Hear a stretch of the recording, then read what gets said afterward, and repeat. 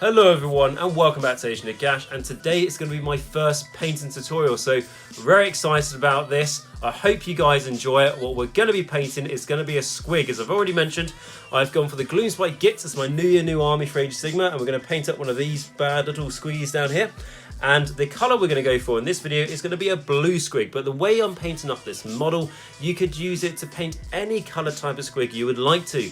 The other thing to mention is that this is a more classic sort of method of painting. It's not really going to be using contrast, just because I thought if I did a contrast painting tutorial you guys for the first video, it's just a bit simple, it's just a bit basic, it's just me spraying the model Wraithbone, something like that, and then just applying one of the many contrast colours, which are fantastic, but don't really require that much effort, so I thought I'd rather do a more sort of classic method of painting for you guys, and I really think by doing the classic method, by the layering and stuff, you get more out of the model. I do think contrast is fantastic, I use it a lot, but for the squigs, they have a surprising amount of detail in the skin, and when you sort of exaggerate it, when you paint it as well, you can get some really nice patterns coming out. And as I want to paint my squigs every single colour of the rainbow, and I want to try and have them all a little bit different in the coloration and patterns, painting it with a more sort of classic method is going to allow me to do that more, rather than contrast. I would eventually just run out of colours to paint. So that is what we're doing here, and like I've mentioned, guys, if you would like me to do a contrast painting video, or you'd like me to do a painting video on something else, let me know that in the comments down below. Similarly, as this is the first paint tutorial I'm doing, just bear in mind, mistakes are probably going to be made, things that can be improved, and when I say that, I don't mean that in sort of a negative way. I mean it in a sort of way of like, please tell me what you would like me to improve when I'm doing these paint tutorials, as I can tell things like the camera work could be a bit better and stuff, but there might be other things that you guys can pick out, and please put that down in the comments. All I ask, guys, when you give me feedback, just please make it constructive. If you just say, I don't like it, you know, there's nothing I can do with that. That's completely pointless to me, and stop watching the video, all I can say. But let me know your thoughts down below, guys. If you got any more questions or anything you think that I missed when I was doing this paint tutorial, let me know that as well. And more than anything else, guys, I really hope you enjoy it.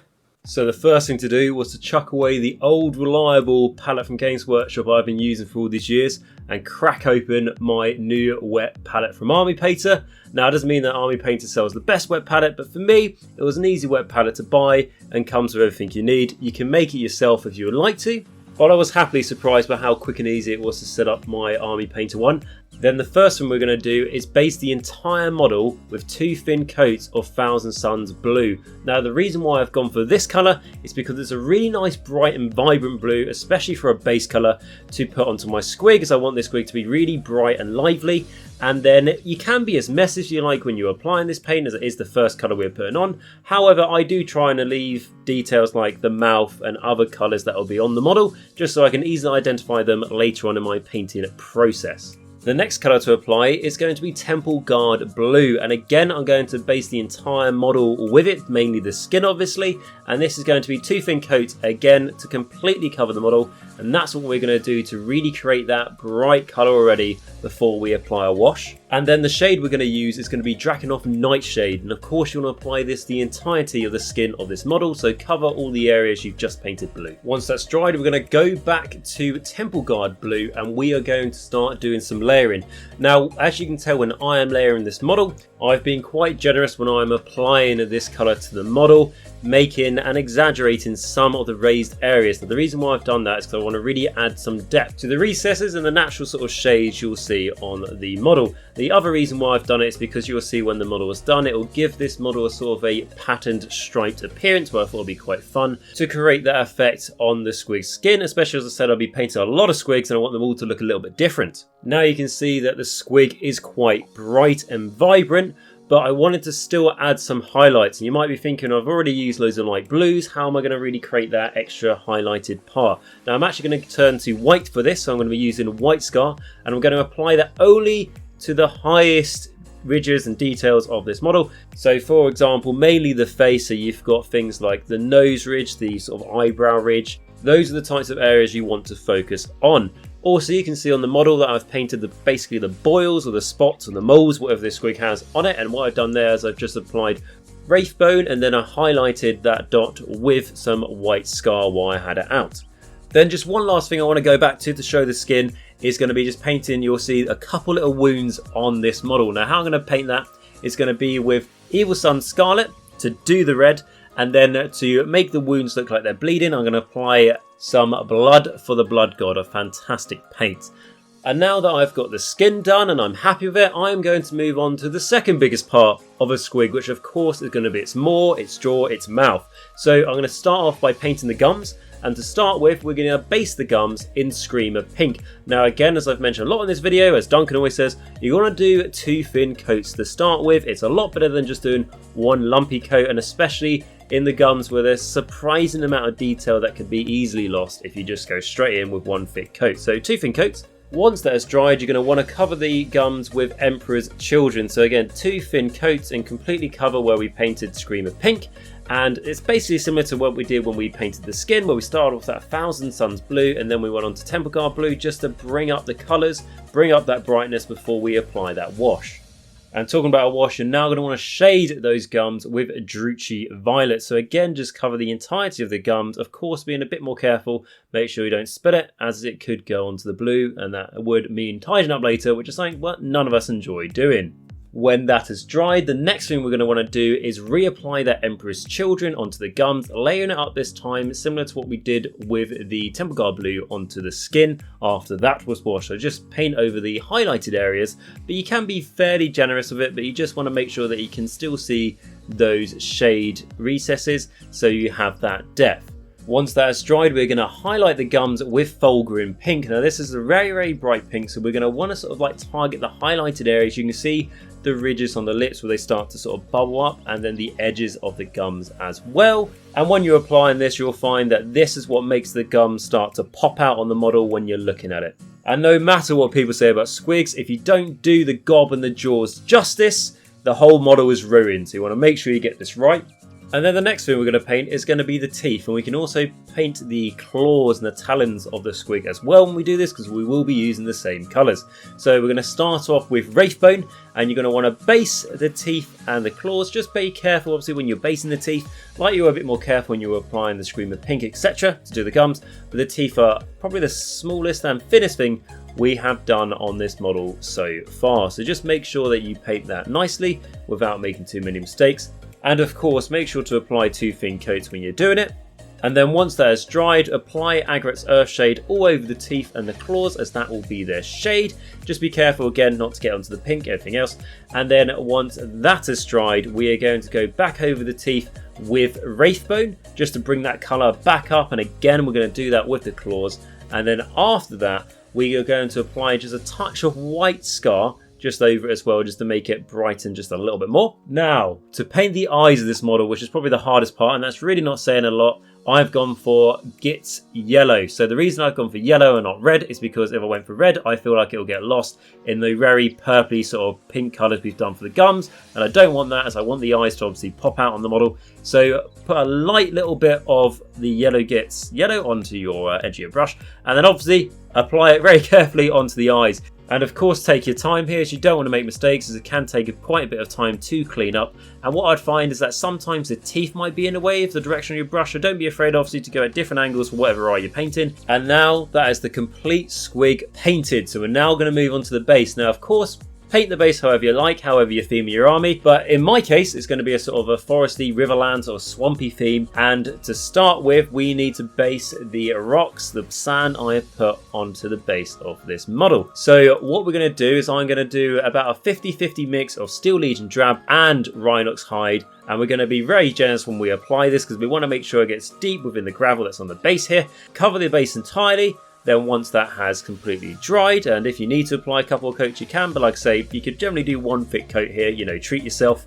But once that has dried, we are then going to do a bit of dry brushing of Steel Legion Drab, and then if you wanted to, you could do Wraithbone on top as well, just to really make that colour pop, just so it's not all just one flat colour. Then when that has dried, we're then going to go on to painting the mushrooms on this model. Now, the main thing to talk about with this is you just want to have a bit of fun with it. Paint them whatever colours you want, be as wild as you can. I've just gone for a nice one on this one, for example, of just like 3 colours that are similar to each other and go up in heat, which is, you know, red, orange and yellow. Once they have applied again, I try to maybe think about just doing one thick layer because, you know, it's mushrooms, it's on the base, doesn't really matter too much, but ended up doing 2 thin layers to paint the mushrooms because you just wanted to make it done right. And then once that has dried, just apply some white dots on it or something, or a pattern just to bring them out a little bit more and give that extra little bit of detail that honestly goes a long way, especially if you do that to every single model in the army. And then I used Wraithbone to paint the stems of the mushrooms, and then just a tiny little touch of a white scar just to bring it out a little bit more. Then of course, the last bit of paint you're going to apply on this model is to paint the rim of the base. Go for whatever colour you like, but I like doing it black because I find it makes the model pop up from the table and make it stand out a little bit on the battlefield. And I find you have to do 2 thin coats on this just to make sure you completely cover it and completely darken it out. And then once that is completely dried, that's very important because it will mess up the next bit, is that we're going to want to put some static grass onto the base. So I always used to use PVA glue for this, but I've started using super glue as I tried it out, and to be quite honest with you, it just works so much better. It makes the grass stick to the base a lot easier, and it makes the grass stick to the base a lot stronger. So apply some super glue, but obviously be careful you don't get it on your hands. We always know that's a pain, especially you don't want static grass in your hands as well. But once that is done, you are going to place the model into some sort of tray where you keep the static grass. Now, in this case, I've used one of the little tray plastic boxes you get when you buy Tuscan Games Workshop, but you can easily use a small like Tupperware box, something like that. Now, when you do it, you just like put the model on it, as you can see, get a nice amount of grass on there, shake it off, it'll stick to where the super glue has been, give it a light, you know, brush or anything like that if it looks like there's lots of excess, but you can usually just shake it all off. And if anyone is interested, the grass that I'm using is going to be Swamp Green, which is static grass obviously, and it's going to be from a company called Serious Play. Now, I'm not sponsored by anyone, I'm just telling you the stuff I'm used in case you're interested. And what I'd say when you're buying your static grass from wherever you choose from, I went for 4mm static grass. Now the reason I went for this is because I usually use a lot of tufts when I'm basing my models. However, if you get a slightly larger millimeter of how long the grass is, it ends up being like static grass anyway, and it just looks a lot more natural on the base, I find. So go for about 4mm, works out quite well for 28mm models, because I think the static grass from Games Workshop, if it's still available, because I have some somewhere, I think that's only about 1 or 2mm. So having that extra double in size here, double in that length, really goes a whole way to sort of really thematically theming your bases for your models. So the last thing I'm going to do to the model is apply some clump foliage. So this is a light green in colour, and it is going to be from Woodland Scenics. Now the reason why I'm applying this onto the model is because when you just put little bits here and there, it can almost look like little shrubs or little hedgerows. So it really does go a long way from just having some dirt on your base and some grass. Add this and it can work. I do usually put flowers on my models or something like that, and especially for the Gloomspite Gitz, like I said, they're going to be in that river, swampland sort of area, so there will be water effect. But I found for this squig, the base was just a little bit too small for me to sort of bring the water out well, and I'd rather do that on a bigger base model like trolls and stuff. So don't get worried guys, if you are interested in how I do water effects, I will be doing that in a later video if you'd like to. And if you'd like me to do that, put it down in the comments, as I always know it's good to do if you guys would like to see it. So that is that, and that is the model done. And that is the end of the painting video. So guys, I really hope you enjoy this video. Like I said, it's my first time doing one of these videos, so please leave me feedback in the comments. It'll be absolutely fantastic and really useful for me, honestly. And also let me know if there's anything that you think I missed out by saying in the video. If there's like a stage you think, oh, how do I do that again? Just put it in the comments of the video, ask your questions, and I'll be happy to answer them best I can as always. And what I'd also like to say as well is if there's any sort of model you'd like me to see me paint in the future, or any sort of basing technique, or anything to do with sort of hobby side really, put that in the comments down below, as I do plan to do more types of videos of these for sure going forward, and I will do polls on my channel so you guys can vote, see what you like. But if you put it in the comments section, there's more of a chance that it will happen than not. So thank you very much for watching this video. If you did enjoy it, please do me a massive favour, and it's absolutely free for you guys. Smash the like button, the subscribe button, the bell notification. By liking the video shows to me that you guys are enjoying this new type of content, as like I say, it's a very big step for the channel going this sort of direction, so I would really appreciate that. By subscribing to the channel, it's how the channel grows, and the bigger the channel gets, the better the content gets, essentially.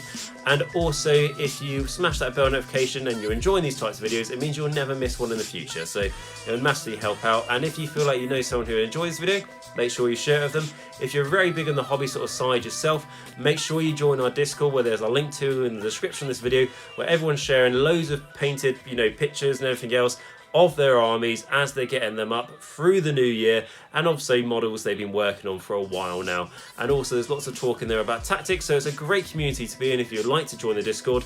And if you would like to support the channel a step further, I have got a Patreon, where there's a link to the top of the description down below, where you can click join that, give anything for $1 a month. It keeps the channel going, it goes a long way to help support the channel. Without these people who support me this way, I wouldn't be able to keep going. Or similarly, I have got a YouTube membership, where if you click the join button, that subscribe button, allow you to become a member in here in Nation Nagash, where you can give anything from just £1 a month, go straight towards the channel, keeping it going for everything I say. And a massive, huge shout out to my patrons and my YouTube members, who, like I say, because of them, they keep this channel going. So thank you guys so much for that, and thank you for everyone who's decided to join recently. It makes a huge difference, and hopefully we can keep the channel going throughout 2022. So with that aside, guys, so thank you very much for watching this video. I hope you join me in the next one. Remember, until next time, to stay safe, stay hygienic, make sure you wear a mask if you have to, but for always wash your hands. And also remember, until next time, that Nagash is all, and all is one in Nagash.